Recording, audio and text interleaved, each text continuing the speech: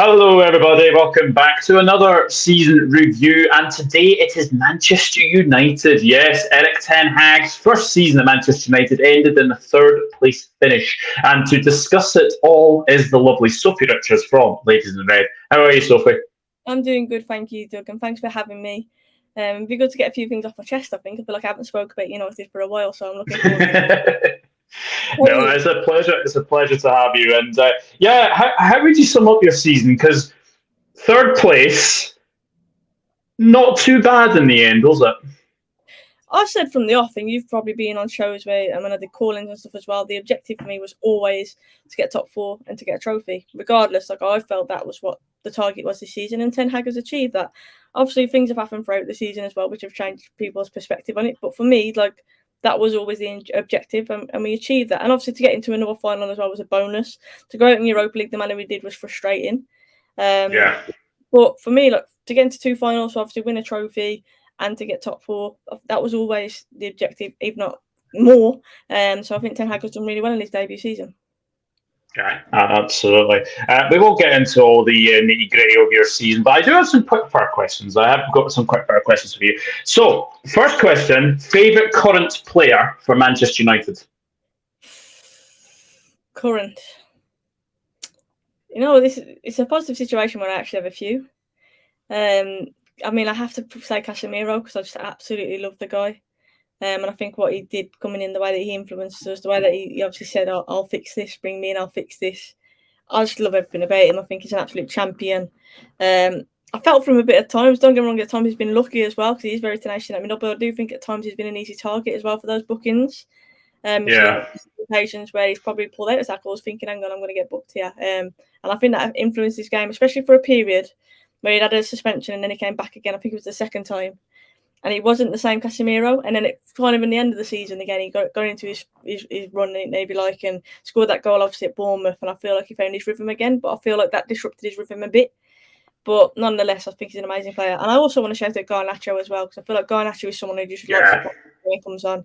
I love the no fear about him. Obviously, he's still a kid. But even in the FA Cup final, I felt like he came on and he gave Walker a bit of a torrid time, and not many players do that. Cole Walker, we know, is an unbelievable defender. His pace gets him out of trouble so many times. But the directness from Garnacho when he came on, it just gave us something different. And like I say, I just think he lights the place up. So I'd say Casemiro first, but then Garnacho, I think, gets a special mention from me too. Yeah, I've got to say, Casemiro's been fabulous. I think along with him and Rodri this season, probably the two best defensive midfielders in the league. And yeah, Garnacho is a very special talent. I think he's going to potentially be a starter next season. I can't lie. I think that when I've been watching him, seems to make an impact every time he comes on. And again, that FA Cup final is. He had a bad injury. Well, I think we can't really ignore the fact that he had a bad injury and he's come back and he seems to have found his feet again.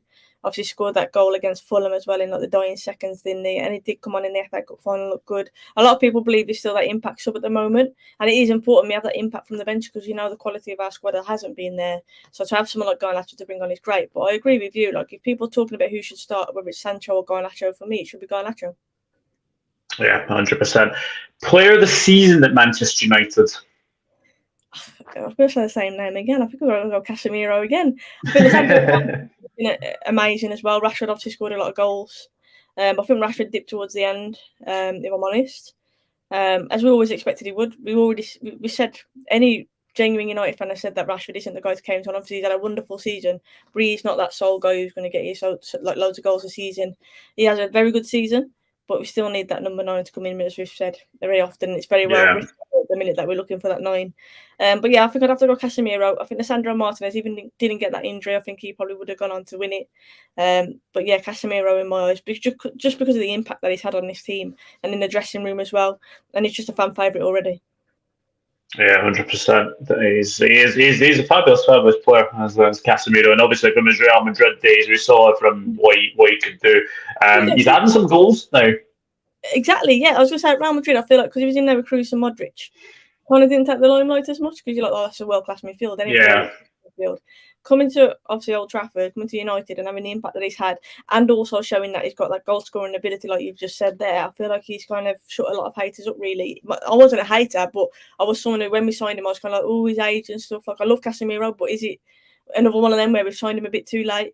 and he's proved me wrong as well. I think he's been outstanding. And like I say, his mentality is what really shines through for me. He's a proper leader as well. Yeah, 100%. And the final question is favourite goal scored by Man United this season? Oh, that's a good question. Favourite goal? I like Rashford's against Arsenal. I was a banger, that one. Yeah, he got a little nutmeg in there and he smashed it. I think that was a good goal. I probably would have to say that one. And at the time as well, when he scored it, I remember being like an ultimate high, thinking, "Oh my god, like we just scored against Arsenal," because there was a lot on that game, wasn't there? I think that one has to be up there. I'm trying to think off the top of my head, it's so hard to think. I also the Casemiro, if you want to call it a bicycle kick, if you like, just the audacity to do that. Like I love that right at the end of the season. And I know it was 2 yards out, but still, like the fact that he did it and it's Casemiro, you're like, what? Where's that come from? It was a bit of a shock. I'd probably say that one. There's been a lot. I think in terms of the situation, and this is going to be controversial, I'm going to say the Bruno one against Man City as well, that was offside. Just because what it did to that game and what it did just to the whole league, and it just rattled everything. I remember people talking about it for weeks on end about the offside rule and whatnot. Like, that was a big goal in our season. Yeah. And it was controversial, and I openly said it at the time. If you're a defender, like, you'd be absolutely fuming with that. I totally understand it. But it was the manner of it. Like, for me, it flipped the game on the head. Obviously, we went on to win that game as well. But yeah, that was a huge... that one just sticks in my memory just because of the amount of talking that was done after it as well. But about favourite entertainment-wise, out of like quality, I'd probably say the Rashford one. Yeah, that I remember watching that game, and when you went 1-0 ahead, I thought, here we go. This is going to be Arsenal, doing their usual thing and losing it. But I've got to say, that was one of the games of the season for me, the 3-2. I came out of the game not actually feeling... Normally, if we haven't turned up, like, I feel angry. I came out of it feeling a bit like disheartened, of course, because we hadn't won it. But I was proud because I actually felt like we played really well. And it was one of them where Arsenal obviously were on a roll at the moment, and you couldn't really knock them at that point in particular. And obviously towards the end, you'd say they bottled it, but there was a point midway through the season where Arsenal were a force, and obviously being at home as well, they wanted to get revenge on us. There was always a feeling they were going to get revenge on us in that game. So I feel like it wasn't like Liverpool where we bottled it. Like after half time, we kind of buckled. We didn't buckle against Arsenal. I wouldn't say that. I'd say we played well, and I think it shone for all the season, really, the lack of impact we've got from our bench to make a difference at the end of the game. We just didn't have that, and we haven't had that all season, and that's where we really need to improve in this transfer window. Yeah, 100%. So we will speak about obviously your season, because it was a third place finish, 75 points in the league. FA Cup runners up to once Manchester City, of course, but you did win your first trophy in 6 years, I think it was, the League Cup. We'll go on to the Premier League because home form, fantastic. There's no denying that you had one of the better home forms in the league. Away from home, I think we're already kind of seeing now that's an area to strengthen next season as the away form, isn't it? 100%. And we've said it many times about obviously the mentality, and we have got better. We've definitely got better. We've won a trophy, of course, as you mentioned, which is one thing we haven't done. Yeah, I know it's Carabao Cup, but it's still a trophy. We still haven't got over that hurdle. But I still think there's too many players in this squad who, quite simply, when the going gets tough, it's kind of a case of just dropping down in tools and shrugging it. And I don't want to single out players, but you think about that clip of Rashford against City in the FA Cup final where he just stood there and let Rodri win a header in the middle of the park, and you're thinking, this is a derby, this is a final, you should be up for it, you should be completely the ball. And that's just one example. There's been many. I've seen many where Sancho's just dangled a leg and stuff like that. It's that we need to eradicate. You see City players, little players like Bernardo Silva fighting for every ball, grafting, and you don't have that same ethos at United yet. We have it from certain players, as I've already mentioned a few, but I feel that there's still too many who haven't quite got that mindset right. I do also think what I'll add to that is having more competition from the bench, like I say, because those players at the moment aren't scared for their places, really, because there isn't much competition for them. I feel like if we have more competition for places, more quality there, then players will have to step up a little bit more as well. But I think you have to obviously put fatigue into that as well, because of us having a squad who have had to play a lot of games. You have to add that in there as well. But I think ultimately, mentality has to change. But also that squad depth, I do think, will improve that away form as well. And it has to improve next season, because our away form was pretty much relegation form. It was shocking. Yeah, and especially in those... I do have to obviously mention this, because obviously you did obviously just mention as well the Liverpool 7-0. There's obviously Man City 6-3. Brentford 4-0. There's been Brighton 1-0. Obviously, Brighton did the double over you, which was, I think they were the only team that did the double over Manchester United, if my memory serves me correctly. What was so bad about the manner in those defeats against City and Liverpool? For me, if you think of a Liverpool game, a lot of people see that scoreline and think, oh, they got absolutely steamrolled. First off, we didn't. We had a goal disallowed from Casemiro, I remember. It was a header. And we obviously... Was it 1-0 at half-time? 0-0 at half-time? 1-0, wasn't it? 1-0 at half-time, yeah. 1-0 half-time. Like 0-0 just before, and obviously scored. And you're going into a half-time thinking, you know what, we're still in this game. And then second half, we've come out and we've just absolutely crumbled. I don't know what it is, if it's the atmosphere or what it is. And you'd probably say the same about Sevilla as well. First game at home, we should have been 5-0 up, really. And we just crumbled towards the end. And I do think that the latter stages of games is where we've really faltered. And I think it has come down to that fatigue kicking in, looking at the bench and thinking, well, who can I bring on to implement it? And we just haven't got that. And I think the FA Cup final was a perfect example. City look, they've got the likes of Foden, Mahrez, who they can bring on. We look and our subs were McTominay and Weghorst. Yeah. It highlights the difference. Like, what impacts are we going to have? Do you know what I mean? We just haven't got that. So we haven't got, when they're going to get stuff, or when games are tiring, or when players are pulled up, or for that fatigue, we haven't got another player who can step in and bring the same level. You look at Liverpool, and Liverpool, to be fair, to an extent, have still got a few players you'd say who don't quite get up to the level. But City, every player, they've almost got 2 11s that they can pose and they'd be equal level. Do you know what I mean? And we just haven't got that, unfortunately. And I think Arsenal are very similar to us in that sense as well, where they look at the bench and they haven't really got a full bench of quality, you'd say. Yeah, and I look at like Newcastle this season, and then, again, obviously another defeat. Like that was a complete, like that was men against boys, that game. Like I was so surprised like how poor Manchester United our worst spell of the season, I'd say.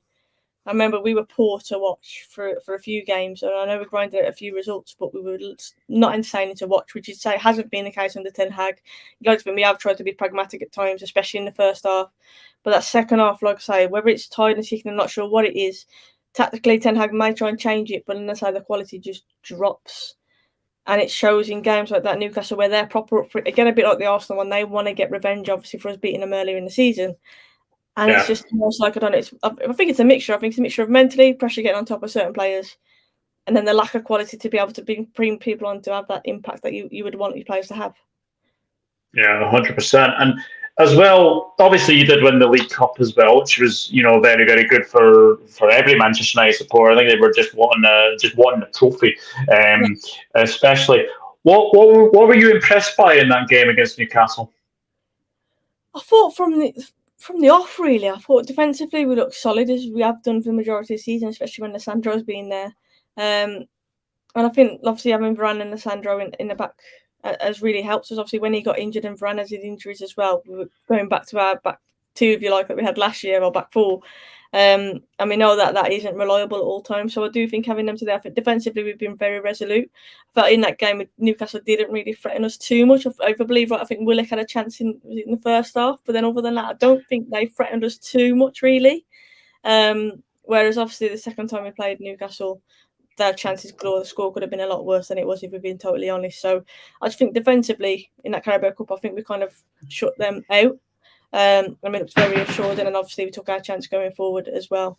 But yeah, I think going forwards, even in that game, you'd say we were probably a bit lucky. Like, they didn't create chance after chance, but we were just clinical at that point. But yeah, defensively, I have to praise when Lissandro and Varane are fit. I think that they've been pretty formidable for us. Let's hope they can get them back up to that form next season. Yeah, the Europa League. I mean, there was one very, very debatable penalty given to Real Sociedad, and obviously that was the difference between obviously coming first and second. Do you think coming second in your Europa League group kind of had a bit of a detrimental effect on the players?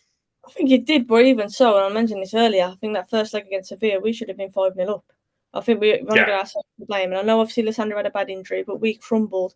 And it was a freak one, a bit like the Liverpool game, but it was a freak one. The way that own goal from Maguire went in, it was like God was corrupting the game. I don't know what it was. It was strange. And it had to be Maguire, of course. But as soon as that happened, you just felt we weren't going to get it back in that second leg.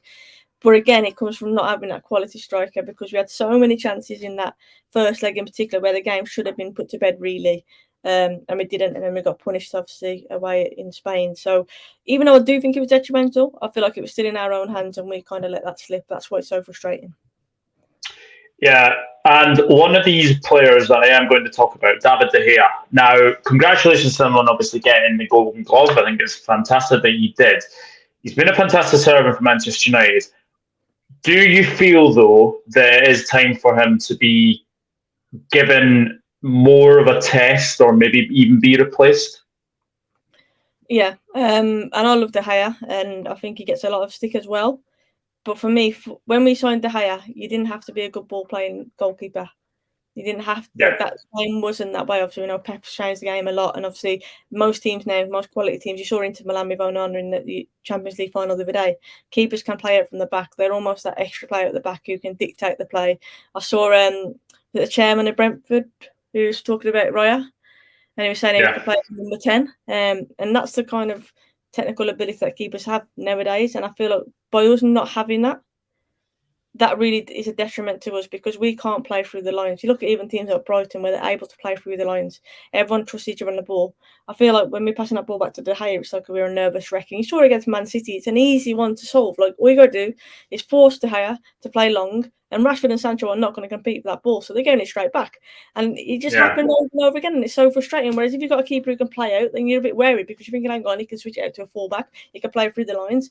And we just haven't got that option of playing it from the back, and I think it makes us one-dimensional. And I think the way that Ten Hag wants us to play, clearly he wants us to play from the back.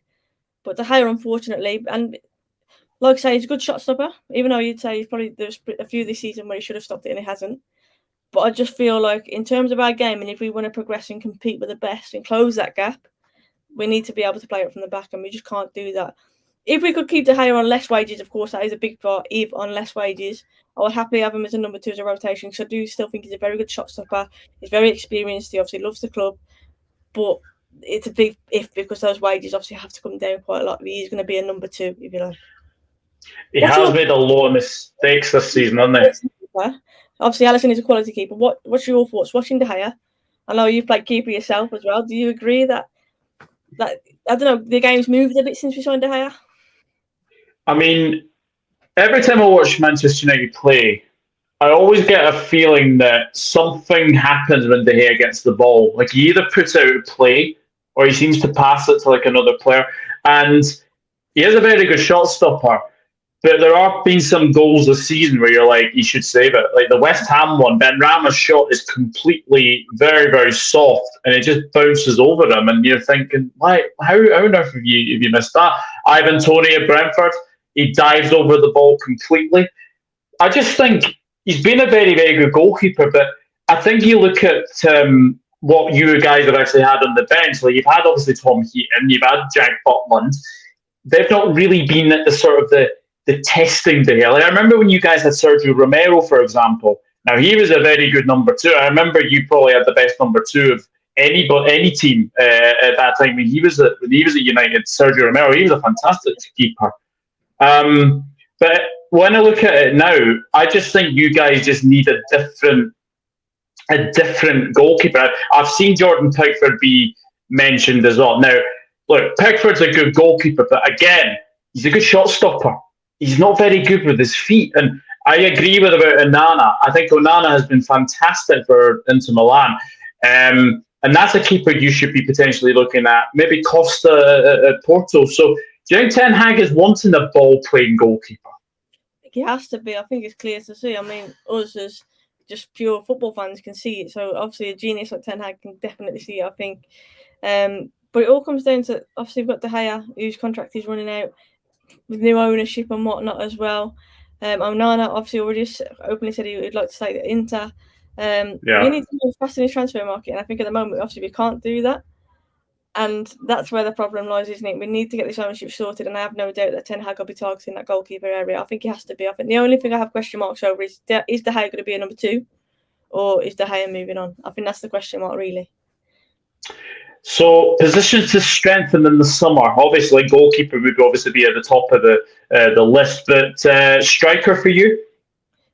Doug, you're going to laugh at me here, but I'd actually say most positions, and I'm not even being sarcastic when I say Most that. positions? Wow. That's not realistic, but I'm just saying if you could, I still feel like that's how far we need to. But in one transfer window, goalkeeper, obviously striker, they're for me the top two. But then I feel like we still need at least one midfielder. Obviously, Sabitzer doesn't look like we're going to be keeping him, so we still need at least one, preferably two midfielders. I know obviously there's talk of a right back. It looks like Wan-Bissaka's going to be staying now. Delo's obviously just signed a new deal, so I won't prioritise right back. And I think it'd be interesting to see what happens with Jadon Sancho as well, because it hasn't really worked out for him at United. Rumours are he could go away, which might be a better move for him. It's been frustrating to me, Sancho. He just hasn't done enough. And I don't want me to be picking out on certain players, but I was being brutally honest when I say that Ten Hag obviously put an arm around him. He gave him a breakaway and stuff like that, but it just looks terrified, Sancho, whenever he plays. I don't know what it is about him. I know a lot of people want to see him with a 9 where he can link up and stuff, but it's the little things for me that I focus on. Like I say, the dangling legs, pulling out of challenges, ducking out of headers, which I've seen a lot as well. And you don't want to see that. And we've seen obviously the goal against Spurs. He has that quality in him, and that's the frustrating thing because you're like, well, unleash it. You know what I mean? And it's like I don't know what it is at the moment. It's like he's unable to. I would like to see us give him an extra year, if I'm honest, but with the form that he's been in, is that enough quality for us to compete in? You probably have to say no because he just hasn't given us that quality. I'm just hoping that he can go away, refresh, hopefully get a number 9 to link off, and quality midfield in there as well. Maybe you can ping the ball to him like Casemiro does try and do that, to be fair, get it to him early.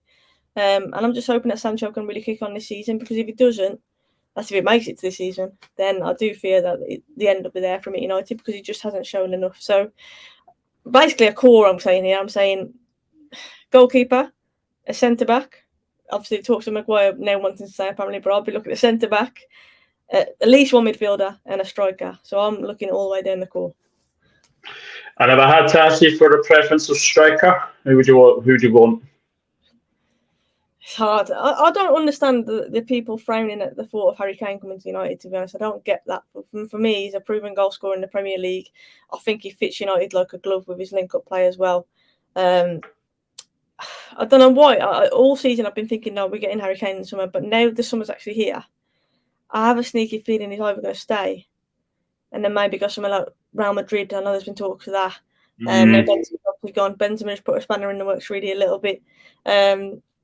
So I would like Harry Kane, but my number one choice, it's hard. It's really hard because a lot of talk about Osimhen. I'm not going to sit here and act like I'm an expert. Obviously, his record is very good. But I'm not going to sit here and say, oh, yeah, I know all about him. He's a perfect fit for Ten Hag. Whereas Harry Kane, I can openly say, I feel like he fits into our team like a glove. And it's proven in the Premier League. Yes, age is a thing. But for me, Harry Kane doesn't rely on pace. So I don't think that is too much of a worry. I still feel like he can play for a few seasons at top level as a striker. I don't think he overly relies on that pace. Do you know what I mean? So, yeah, I know there's a lot of talk about Højlund as well. And Kolo Muani is another one. I feel like if we get someone like that, we need to get 2 strikers, not just one. I feel like that's the only thing I've said. Whereas if you get an Osimhen or a Kane there and more of a high profile, they'll be like a landmark signing. Do you know the one person you actually didn't mention, Goncalo Ramos? Yes, true. Who looks like the Portuguese McGinn, I always think, by the way. Spitting image. I'm not saying he plays, but I'm telling you, it's a spitting image of him. See, Ramos again, like I know he had a decent, obviously, tournament with Portugal, but I'm not going to sit like I'm an expert. Do you know what I mean? All I know is we need to sign at least one striker because Tony Partial has proven it again, in and out all season. Can't rely on him. And again, it's a bit like Sancho's situation. You know, there's talent there, but he's just not unleashing it. And obviously, his fitness is an issue. Rashford, we can't rely on him, obviously, all season. So we know that we need one striker. So it depends. I think if you get someone like Kane or Osimhen, you're getting one. Maybe a Ramos, Højlund, or Kolo Muani, you're talking at least 2 of those strikers you'd have to get. And obviously hoping that Martial goes. But Martial's pulling the whole Phil Jones thing there where his injured transfer windows come about. So they're probably not keeping him as well. Yeah, I can't believe you still got him. I thought he would have been long gone. I thought he would have been long gone. I remember he obviously went to Sevilla like on loan. I thought that's the end of it. You don't normally see a player, was he what, 25-ish or something when it went to Sevilla on loan? Yeah. You don't see a player who's that age coming back and then reinstalling that career. Obviously, Ten Hag coming in gave him a lifeline, but it's a shame because there's talent there, but it's just so unreliable. Yeah. So Hopes for next season, obviously third place this season. It's something to obviously build on, maybe to be sort of challenging Manchester City as well. But you do actually have the Champions League again, which I think you'll be very, very pleased to be back in that. What are your hopes for next season? I think get a trophy again would be nice. Obviously, if we could get closer to Man City, that would be brilliant. It would be nice to say we could compete. I'm not going to say we're going to win the title next season, because I think a lot of it hinges on whether we get new owners, the kind of transfer business that we do. Obviously, if we only get a few signings in, you'd say we're still away. And then obviously there's the time to embed those signings in as well. So I feel like a trophy and closer to Man City would be my objective for next season. And obviously in terms of the Champions League, it'd be nice to see us get to like quarters, semis, I want to say. Like, do you know what I mean? It'd be nice to see us go that far and have a good European run. I'm not going to sit here and say, again, it all hinges on the transfer business that we do. If we sign Mbappe in the summer, then I'd be like, yeah, we're going to win it. But I'm joking. It hinges on the quality that we sign and managed to get in this summer, I think. But in terms of Ten Hag, I think he's had a good first season. And again, I'd be thinking closer to Man City, and another trophy in the cabinet would be nice this season. Yeah, I think if you build on from this season to, I think be challenging. I don't know if you're capable. You are capable of challenging.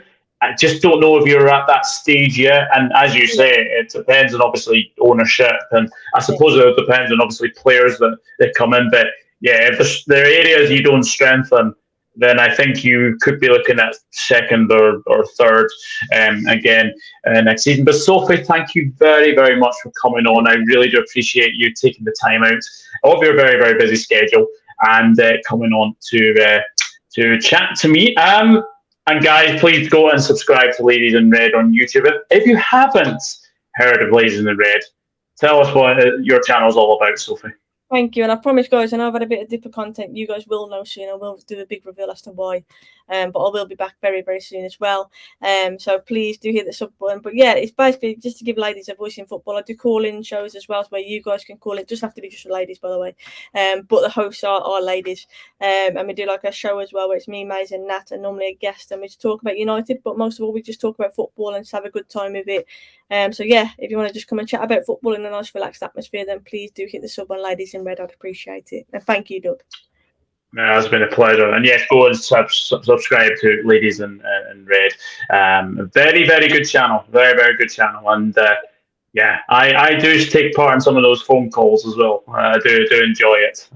So yeah, please go and check the channel out as well. But yes, guys, thank you very much for watching this afternoon. Really do appreciate you watching this. And also do hit that subscribe button on my channel, subscribe button on Sophie's channel. And yeah, leave a like and let us know your thoughts as well. My United fans, get involved in the comments. And I'll see you very, very soon for more. See you later.